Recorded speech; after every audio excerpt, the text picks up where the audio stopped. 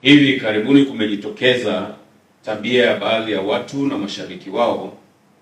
kuwatuhumu watu wengine kuwa wamewashika mabegani watu fulani na matokeo yake sehemu zao za siri zimetoweka. Tabia hizo zinazoongozwa na imani za kishirikina zilianza kuibuka maeneo ya Tunduma, mkoa wa Songwe, Aprili 1, 2026 na kusababisha vifo vya watu 5 na wengine 2 kujeruhiwa na wamelazwa hospitali kwa matibabu. Tabia hiyo pia imejitokeza Aprili 3, 2026 huko Makongoros na mtaa wa Maendeleo jijini Mbeya, ambapo watu 2 walishambuliwa na kujeruhiwa na hivi sasa wanaendelea na matibabu hospitalini. Aidha, matukio kama hayo yametokea eneo la Kimara Mwisho na Mbezi Shule jijini Dar es Salaam Aprili 3, 2024 majira ya jioni, ambapo watu 2 wanaume nao walituhumiwa kuwa wamewagusa watu mabegani na matokeo yake sehemu zao za siri zikatoweka. Leo Aprili 4, 2026 katika jiji la Mbeya kumejitokeza tena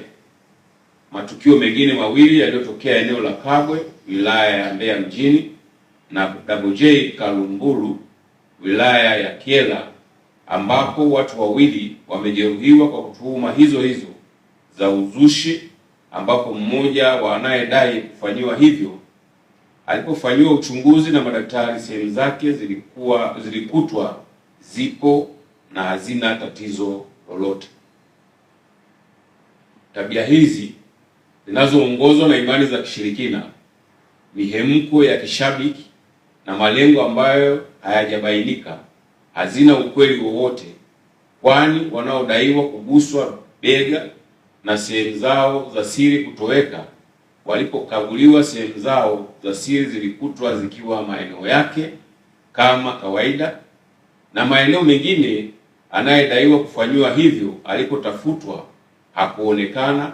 na wala waliokuwa wanashabikia na kuwa wazungumzaji wakuu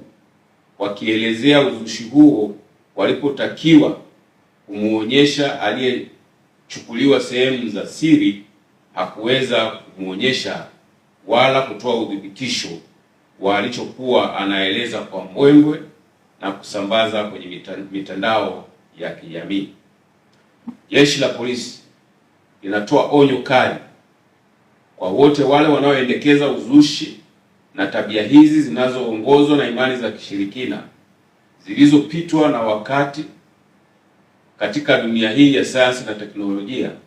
kuziacha mara moja, na yeyote atakayebainika kuziendekeza pamoja na mashabiki wao watakamatwa kwa hatua zingine za sheria, kwa sababu tabia hizo za uzushi zinahatarisha maisha ya watu kama ambavyo imeshasababisha vifo vya watu 5 na majeruhi. Aidha, Jeshi la Polisi linaendelea kuchunguza walioandaa na kuzusha uvumi huu ni akina nani na malengo yao ni nini.